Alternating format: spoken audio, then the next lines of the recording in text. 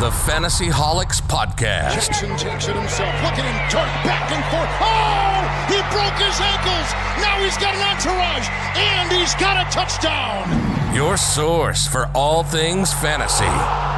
So fill up your cup, sit back, and enjoy. What's up, guys? Welcome to the Fantasy Holics Podcast. I'm Jerry. This is my co-host here, Jordan. Today we are going to be talking about the top rookie quarterbacks and where we think that their best landing spots for fantasy purposes are. So we listed out the top. It looks like the top 13. We're going to count down from 13 on down to 1. I know it's a weird number, 13, not starting at 10 or anything. But Lucky 13. It was just, once you got to 10, you're like, wow, there's still a couple more guys that could even be added to this list. So we added 11, 12, and 13. Jordan has a little bit more on 12 and 13 than I do. And then when we get to 11, I'll kind of talk a little bit more. But so let's get started. And then at the end of the show, we'll talk about what's going on with the Fantasy Holics, what we got going on over the next couple of weeks, and how everybody's holding up with this whole quarantine and no sports on TV. But so we'll get started here.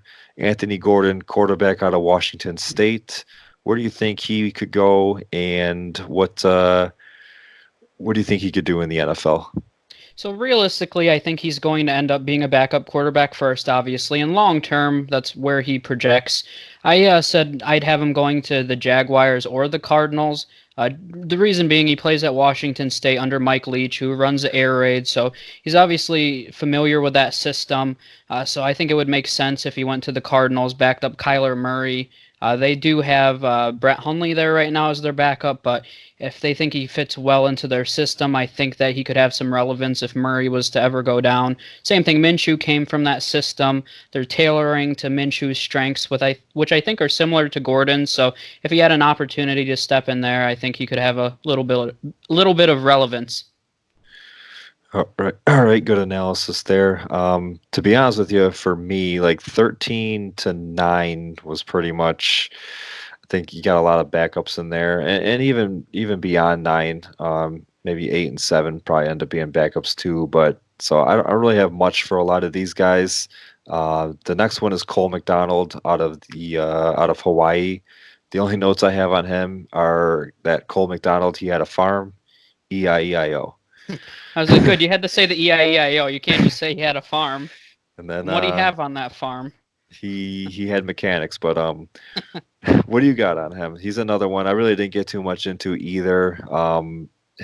Gordon, McDonald, the next one or two guys I think are just going to be backups, and they could be good backups. They could come in and keep the game flowing, but I want to get into the meat and potatoes. So I'll let you talk about Cole a little bit, and then we'll move on.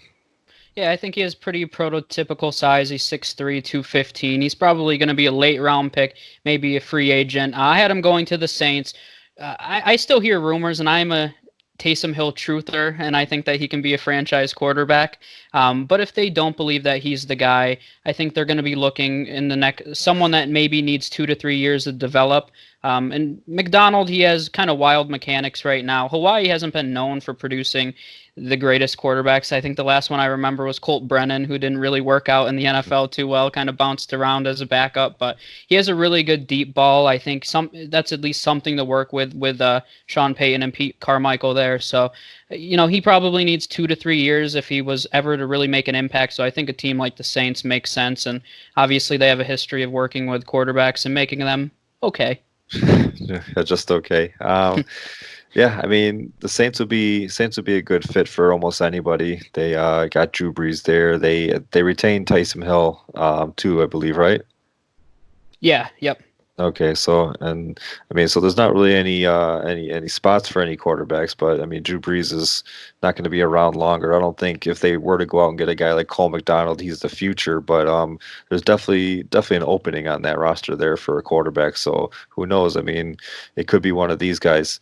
The next one we have is Nate Stanley, quarterback out of Iowa. Where do you think he's a good fit? So he's another big quarterback. He's 6'4", 235. I have him going to the Lions. Stafford has a pretty long injury history. They did sign Chase Daniel, who's a pretty solid backup, but Darrell Bevel's actually had pretty good success with quarterbacks in the past, so he's another guy that kind of needs a little bit of seasoning, but maybe he sits behind Stafford, and maybe in a few years, Stafford does have an opt-out in 2 years, so maybe Stafford decides to opt out, or they decide to cut ties if they end up switching coaches, switching management there, so I think he's probably a guy, once again, going to sit behind somebody for a few years and develop, or potentially be a long-term backup option. Yeah, I pretty much had the same notes on you, or on him that as you had. I think Stafford and Chase Daniel, they'd be good guys to learn from. I think that if he ends up going to the Lions, he'd probably spend a year or two on the practice squad. Stafford, like you said, he's under contract until 2023, but there is a potential out after this season. But in order for him to take that, or in order for the team to take that out after this season, either Stafford would have to kind of just go downhill, or somebody like Stanley or whoever they draft would have to come in and just like give serious competition. So I don't think that's the case. I think that if they were to take a quarterback like Nate Stanley or any of these other two that we already mentioned, they're probably going to be sitting on the bench for a couple of years, and until they find their next quarterback of the future after Stafford's done there. Next, we got Khalil Tate from Arizona, little smaller than the other guys that we talked about. I have a good spot for him would be the Ravens. Obviously, they have Lamar Jackson there. He would need a few years to sit and learn. But if it's not anything short term where Lamar Jackson goes down because of all his rushing, getting hit in the pocket, getting hit outside the pocket, forced to miss a couple of games, I think Tate's skill set is similar. So they'd be able to go in and run a similar game plan. They wouldn't have to change much for Tate to get in there, with the offensive weapons that they have. Maybe something where it'd be like they're not even missing a beat. Now, I'm not saying that Khalil Tate is Lamar Jackson, but they don't have to. They don't have to change much. So it's not you're not going from Lamar Jackson to a statue in the pocket. You're going from Lamar Jackson to a guy that can run the offense like Lamar Jackson does, just a discount Lamar Jackson.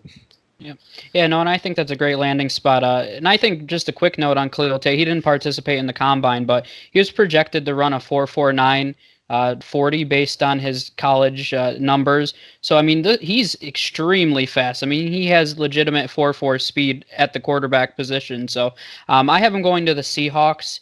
Kind of similar reasons to you. Russell Wilson's a little older than Lamar Jackson. He's never really had an injury history. He's a little smarter when he runs the ball, doesn't take as many hits, but I think he could fit right in with the Seahawks. I think Pete Carroll also might be smart enough to utilize him for his speed, so maybe using him in packages similar to Taysom Hill in New Orleans, and I think that could be a good way for Khalil Tate to get on the field, and with that speed, he even has the potential to be a returner as well. All right, so far between four quarterbacks, we don't really have any fantasy relevant ones. Even a guy like Khalil Tate, using him in a Taysom Hill kind of package, it's not something that you're going to want on your fantasy roster. But any of these guys that you would think about, and like say you're in a 4 or 5 round rookie draft, if they landed at any of these spots that we talked about, would you take any of them up to this point or not? Not yet. Most likely not. If I've seen some dynasty leagues that are super deep benches and they go 40, 50 deep. If you're in a league like that where really every position player is getting drafted, that's when you start looking at these guys and their long-term viability. But realistically, in most leagues, if you're in a 3 to 5 round draft, you'll probably be hard-pressed to draft them.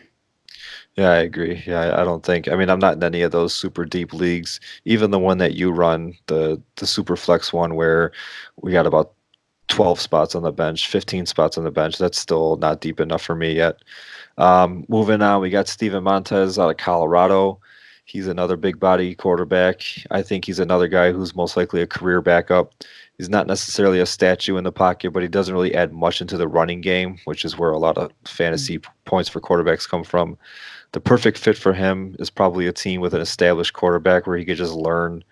If he's thrown to the fire early, it's probably an avoidable situation in fantasy leagues. You don't want to race to the waiver wire and go pick him up.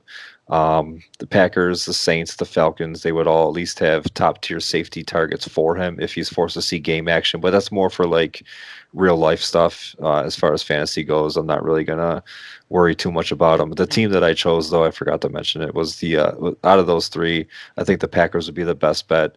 Going in there, learning from one of the best, Aaron Rodgers. I don't know who their backup is off the top of my head right now.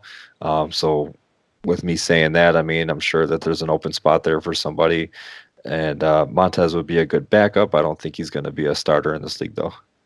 Yeah, no, and I agree. His mechanics are terrible right now. He's a big body, so naturally he's probably going to get an opportunity.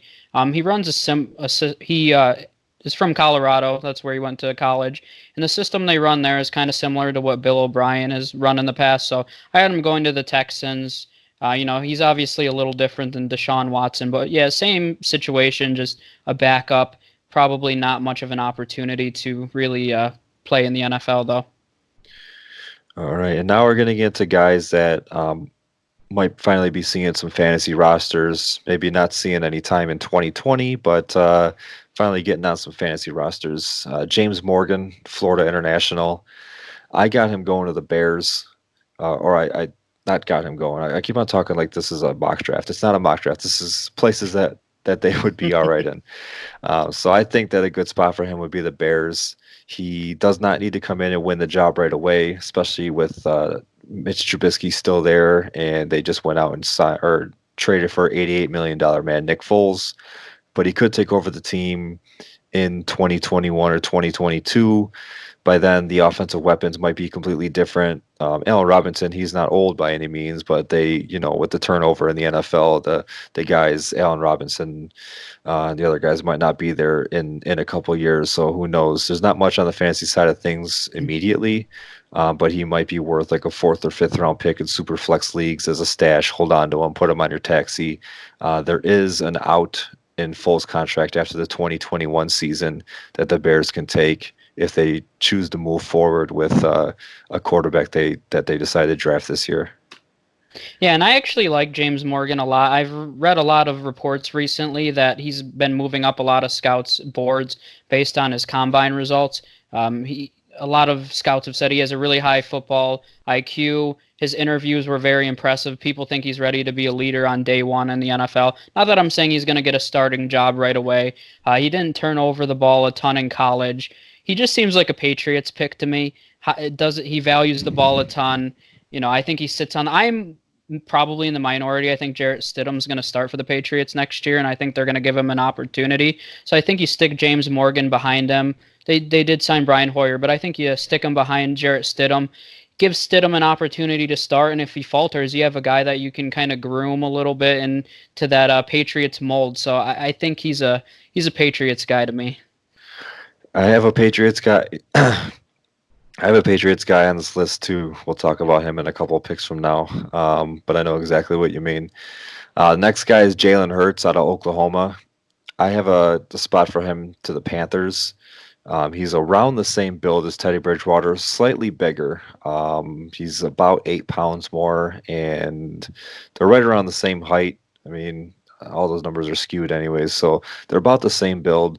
He could learn for a year or two while Teddy has the reins. His offensive weapons, DJ Moore, Curtis Samuel, Ian Thomas, Christian McCaffrey, and even Robbie Anderson is only 26, I believe it was. They're so young that chemistry could be built through practice, and if Jalen Hurts ends up taking over the starting role in 1 to 2 years, those weapons most likely will still be there, so that chemistry could be there, and he wouldn't necessarily miss a beat.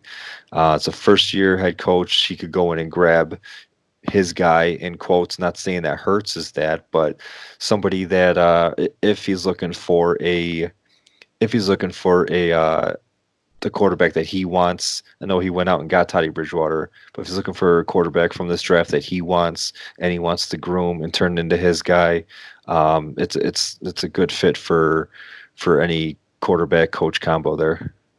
Yeah, and Jalen Hurts is actually my favorite quarterback in this class. I think one of the things that you can't teach in the NFL and just in general is you can't teach attitude, and I've always believed that. And when you watch interviews with Jalen Hurts, he's a leader, he's gritty, he's tough. I love Jalen Hurts, and I think if he lands in the right position, I think he has the potential to be one of the better quarterbacks in this class.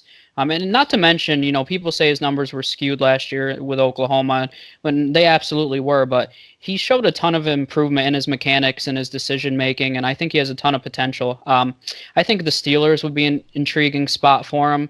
Ben's probably on his way out. I don't think Hurts is going to be ready day one. So I think he has an opportunity to learn from Ben a little bit. And I really think he's just a Mike Tomlin kind of guy, that gritty, hardworking, just a great leader. And with his skill set, specifically his ability to run, no matter where he lands, he has the ability to be, I think, fantasy relevant if he is starting. Even if Ben was to go down this year and Hurts started, I think instantaneously Hurts becomes an interesting streaming option in 2 QB leagues. So I think he fits into what the Steelers like, and not to mention they do have weapons there, a very good offensive line, and I think he would be a good fit. I like it. I have another team, or I have another quarterback for the Steelers, so I won't touch on it too much right now. Jake Fromm is our next guy, quarterback out of Georgia, also from State Farm. He reminds me of a Bill Belichick type. This is my Patriots guy. I think he goes early, and I've seen a lot of comments about it and agreeing and also disagreeing with me, but I think he could go as early as 23, their first round pick. Now, a couple of these other guys too that we're going to mention, they could be available. Jordan Love, we haven't talked about him yet, but he could even be there at 23. Jalen Hurts, there's a good chance that he's probably there at 23. So is Jake Fromm the best guy at that spot? For the Patriots, I believe so. He, like I said, reminds me of a Bill Belichick type of quarterback. He'd be able to go in and compete with Stidham and Hoyer. He could even kind of knock Hoyer out of a job if he goes in there. Maybe not necessarily starting this year. Let Stidham take over and see how that works out. But I think that if there's one team that is perfect for a quarterback, I think it's the Patriots and Jake Fromm. Yeah, and I first want to start by saying I don't know if I'm in the minority here, but I see almost every mock saying the Patriots are going to take a quarterback at 23, and I actually couldn't disagree any more with that. Number one, they've never done it, and I know they've had Tom Brady, but in general, they actually have quite a few needs. They lost some guys in free agency. They have absolutely no cap space. So if they want to improve the rest of their roster, the only way they're going to be able to do that at this point is through the draft. And they do have, I was reading earlier today, actually, they have 12 picks. But after that pick 23, they don't pick to 86. So I think they're going to be looking to just make their team better at that pick. And I think Bill Belichick's smarter than that. And realistically, I follow Georgia. I'm a huge Todd Gurley fan, so I've been following Georgia for the past few years, even since he left. So I've seen quite a bit of Jake Fromm. I just don't think he's a starting quarterback, and I think his arm is too weak to be a successful starter. Not to mention, there was a 5-game stretch this year where he completed under 50% of his passes. And that's rough, and I watched a lot of those games, and I think he's a great leader. I think he's got a ton of toughness. I do agree that his attitude kind of fits in with the Patriot way. So I don't think he would be able to start day one. I do think that the Patriots are an intriguing landing spot. I had him going to the 49ers just because I think if the 49ers want to take it to the next level, I don't think Jimmy Garoppolo's that guy. I think their defense is so strong. Their run game is so strong. I think they just need a guy that's going to limit the amount of mistakes that he makes throughout the course of the game. So I think Jake Fromm's a game manager. I think that the best position for him to succeed would be in a team that has a strong run game. So I had him going to the 49ers.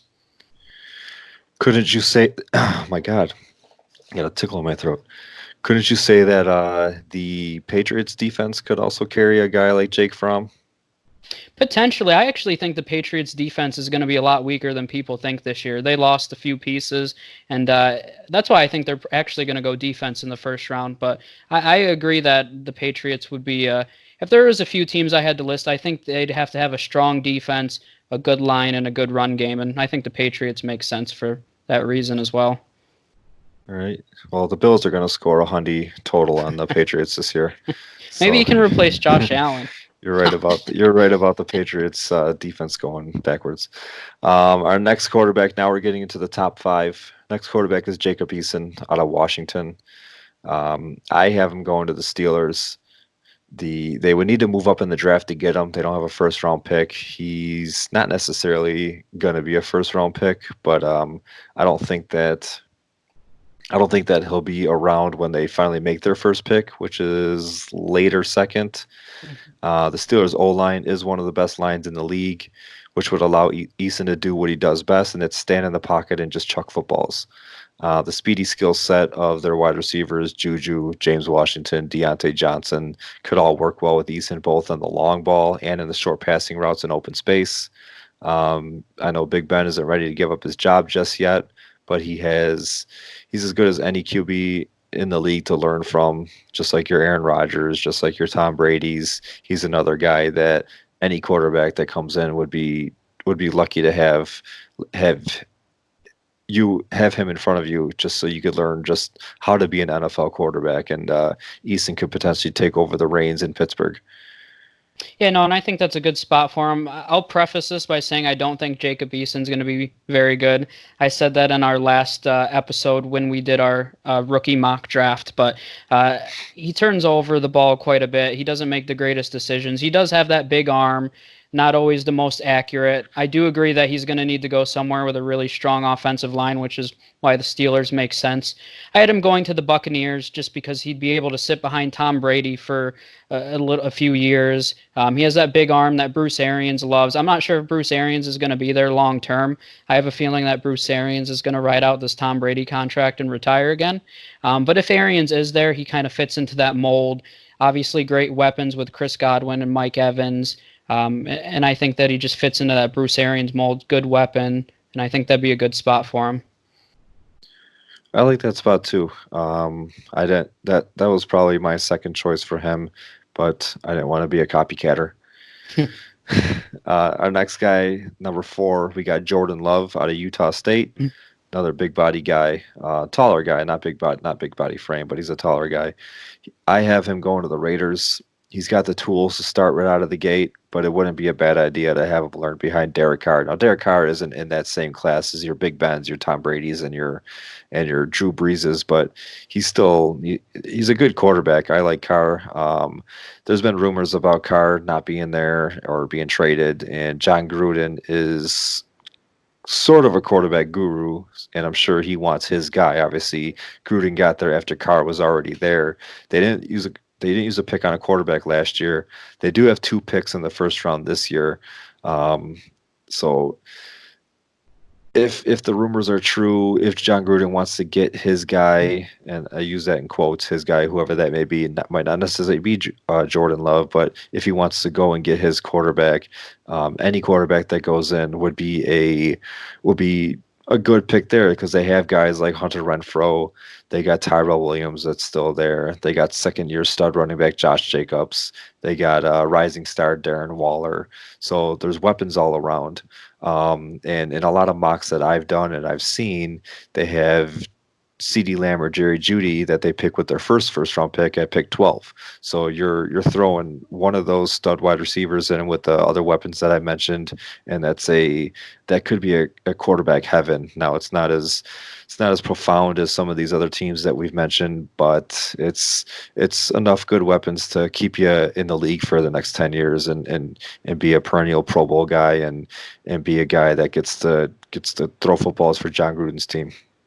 Yeah, and I'm actually super intrigued to see where Jordan Love goes. I remember seeing mocks a few weeks ago where Jordan Love was going in the top 10 to the Colts. And now all of a sudden he started to slowly slip down, and I've seen him going in the second round. So I'm really interested to see where he lands, because I think he's one of those prospects. I don't think anybody knows, and I think we're all just guessing at this point. I do have him going to the Colts. I think if he had the opportunity to sit behind Phillip Rivers for a year, that would be beneficial for him.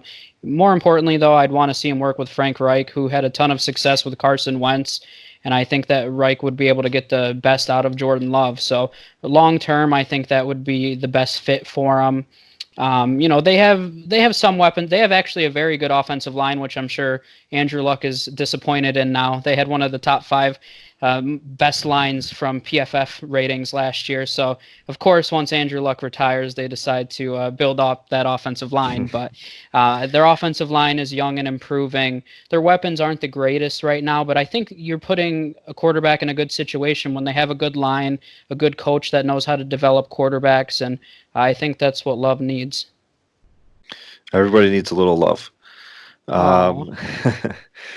Now we're getting into our top three here, and we pretty much we got the same teams, just the number three and number two are flip flop for each other here, and then number one we both agree on. But so Justin Herbert out of Oregon is our number three here. I got him going to the Chargers. It's one of the best landing spots for just any quarterback in general. I know I mentioned all those weapons for the Raiders, but the weapons for the Chargers are even better. You got Keenan Allen, you got Big Mike Williams, you got Austin Eckler, you got Hunter Henry. He should be around there at pick 6 when the Chargers do pick. So he's not costing any additional draft capital. You don't necessarily need to move up for him. So unless like somebody jumps and takes Washington's spot at number 2, and you got Burrow number 1 and Tua number 2, and that number 2 team is in Miami, then maybe Miami wants to jump up and grab Justin Herbert. But he's got weapons there. He could potentially beat out Tyrod Taylor out of camp if he goes there.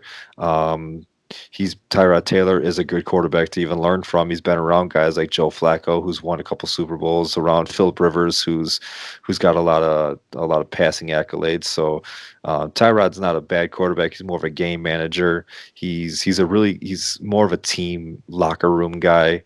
You heard guys from the Bills say it, guys from the Browns say it. Tyrod's the kind of guy that you want around your team. You don't necessarily want him leading your team, but you want him around your team. So any quarterback that goes and gets drafted to the Chargers, number 1, they got some top weapons, and number 2, they got a really nice guy to learn from. Yeah, and I'll say one comment just on these 3 landing spots here: the Dolphins, Chargers, and Bengals, who are the next 3 for our top 3.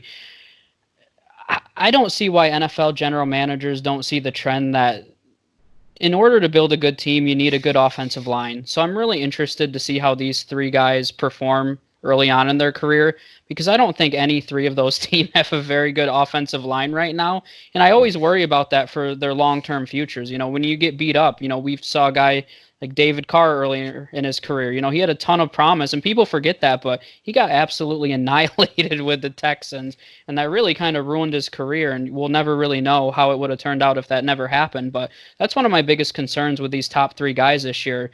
None of those teams have really strong offensive lines, and so I'm interested to see. I think they all have the ability to be franchise guys, but whether offensive lines ruin that will be something that remains to be seen. But I have Justin Herbert going to the Dolphins. Justin Herbert has a high IQ. He can change just because of his high IQ. I think you can kind of build your game plan around him, change your game plan week to week. And I think Brian Flores, coming from the Patriots, being able to have a high IQ guy like that is very important. Not to mention Chan Gailey's there this season. He's their offensive coordinator. I think he fits into that system.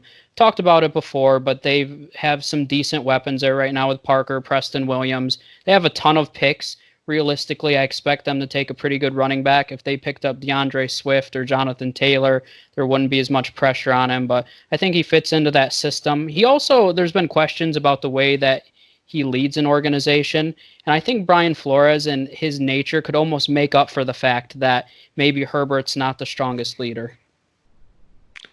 Now, I just want to touch on your offensive line comment that you made. We got to remember that the Dolphins have 3 picks. We'll even go to 4 picks. 4 picks within the first 40 picks. Yeah.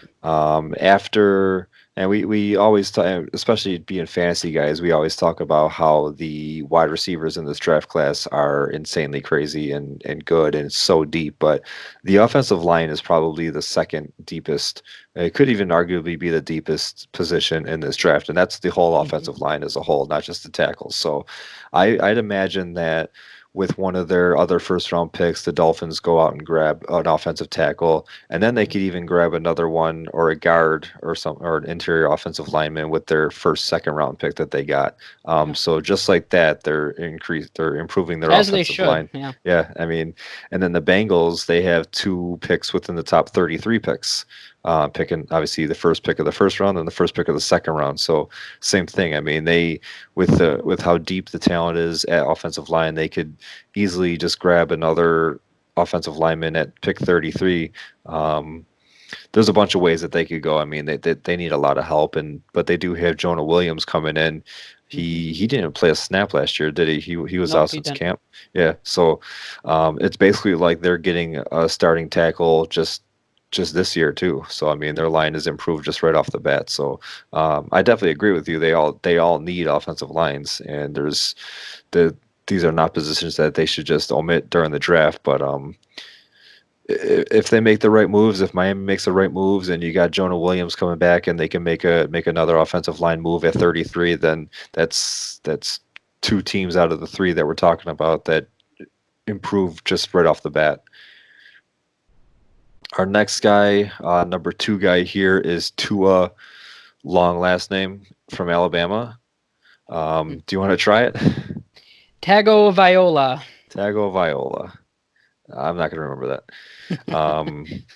So, like I said, we had these 2 teams flip flopped. Like you had Herbert to the Dolphins, and I had Herbert to the Chargers. I got Tua to the Dolphins. You got Tua to the Chargers. I have, excuse me, I'm sorry. So Tank for Tua comes to life, but they don't have to use number 1 overall on him. He'll be there most likely at pick 5, unless the Redskins take him. There's a good chance he's there at pick 5, so the Dolphins' other 2 first-round picks can still build their arsenal. They could go out and grab a running back, an offensive lineman, wide receiver. All 2 of those 3 positions are super deep, and then running back, I mean, they have a chance to grab. I don't think a running back's going to go within the top 15 to 20 picks. So when they pick at 18, I believe it is, with their second first-round pick, they pretty much have their pick of the litter of running backs. Yeah. And they might at 26 as well. Yeah, I mean, between like 18 and 26, there's a lot of teams in there that need wide receivers, so there's a good chance that all the running backs are there too. But Tua or any quarterback that comes in, but in this case Tua, he can learn behind Ryan Fitzpatrick if he's not a day 1 starter. Second-year head coach Brian Flores. It's the 3rd time I'm saying it, but he gets his guy, and that's my phrase of the day. You basically you want to get your coach. Your coach wants his quarterback, and you saw it last year with Arizona.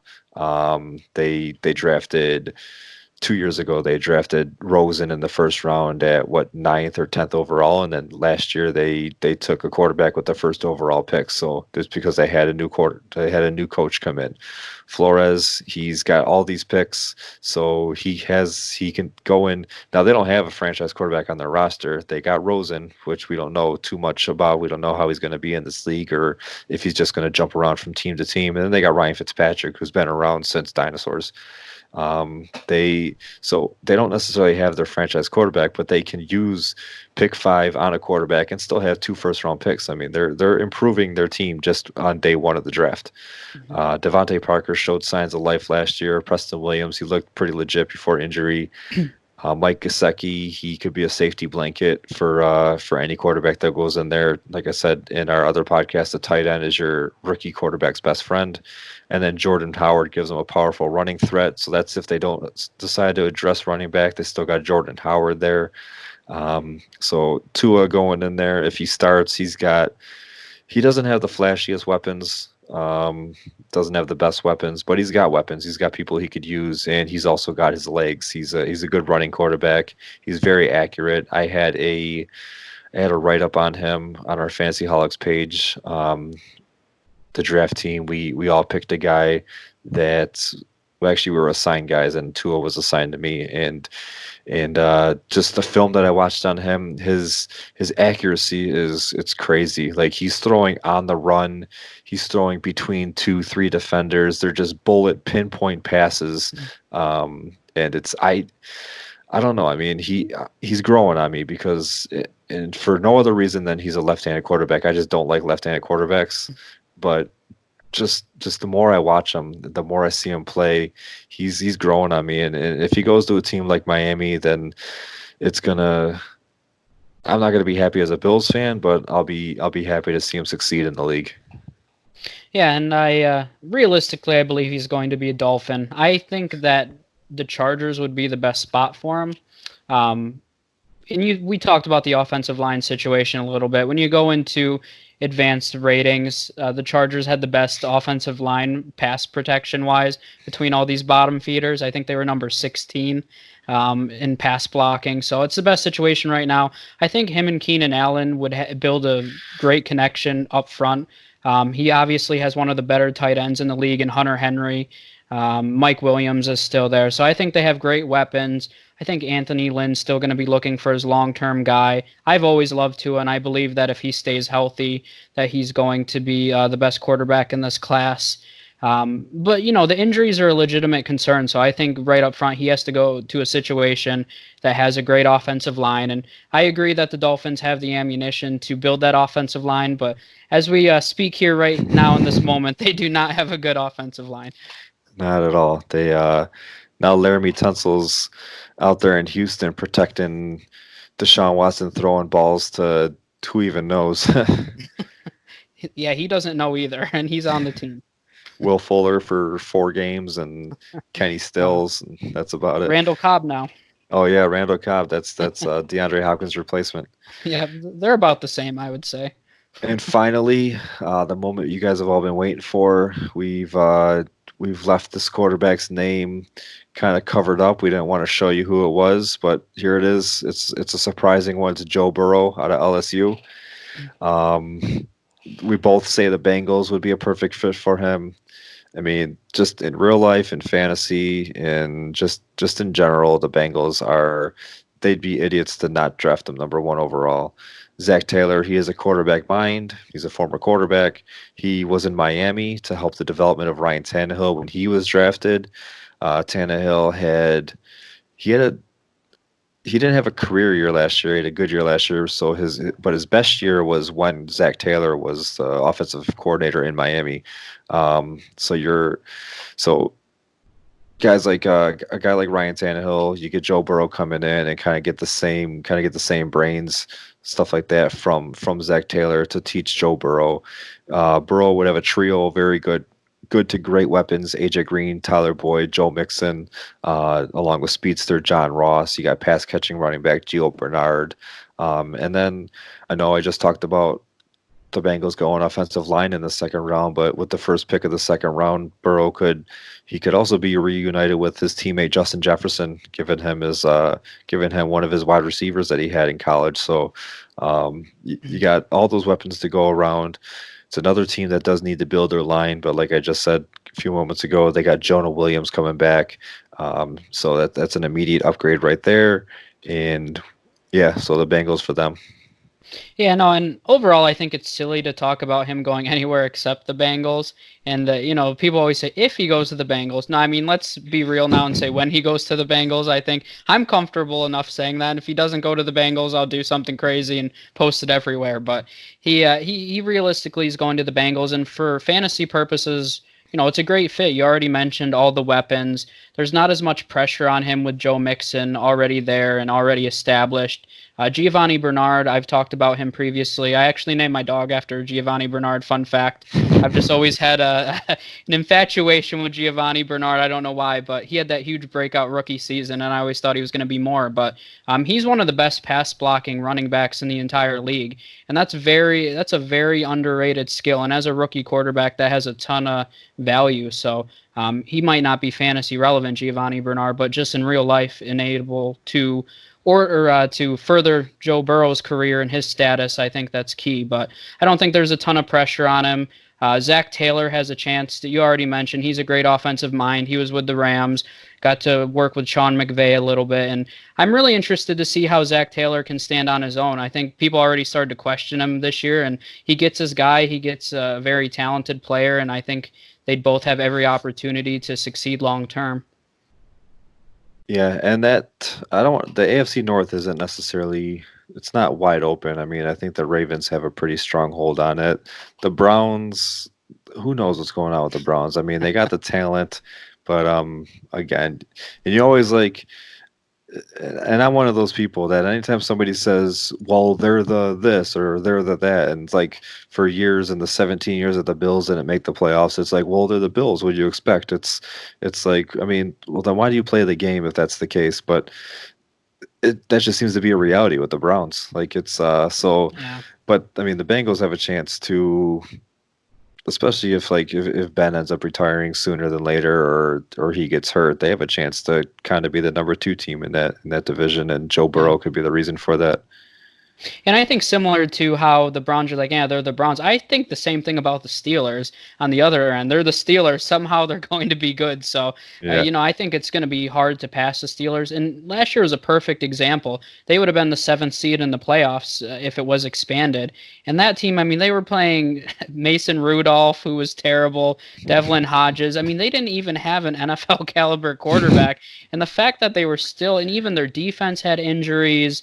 And the fact they were still in the playoff race is amazing. And I think Mike Tomlin is 1A and 1B, I think, as far as best coaches in the league, him and Bill Belichick. But I think that the Bengals do, talent-wise, have an opportunity to at least rise higher in the division.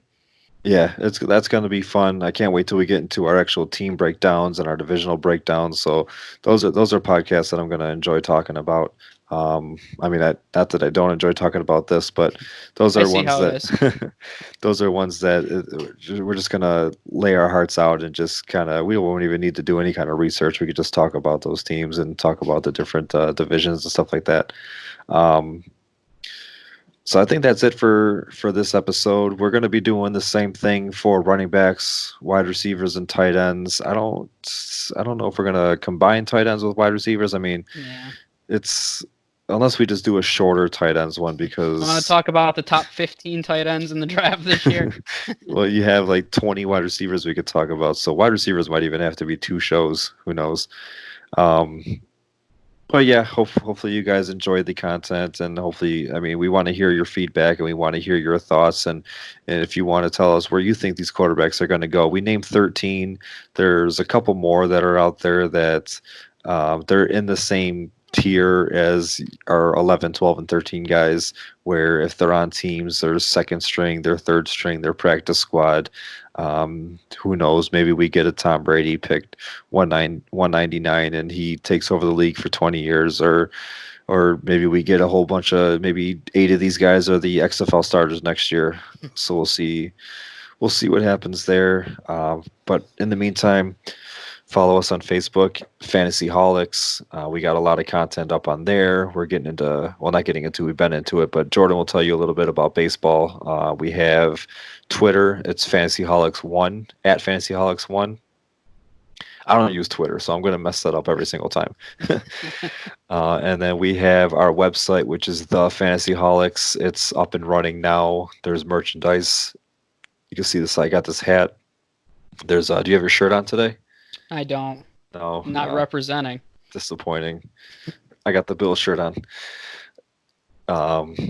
But yeah, check us out Facebook, check us out on Twitter, check out our website, check out our articles. We got a whole bunch of rookie stuff coming up between now and the draft. We're just going to be dropping a bunch of rookie stuff. We got baseball stuff coming up. So just check us out, Jordan. Yep, and make sure you subscribe to our YouTube channel. We have a ton of content coming out. We're going to be rolling out more NFL content as we get closer to the season. We also have a ton of MLB podcasts coming out. We're breaking down every single team right now and giving a preview of their fantasy impact, the lineup, the rotation, the bullpen, the whole 9 yards. So if you're missing baseball, make sure you check in and subscribe to our YouTube channel.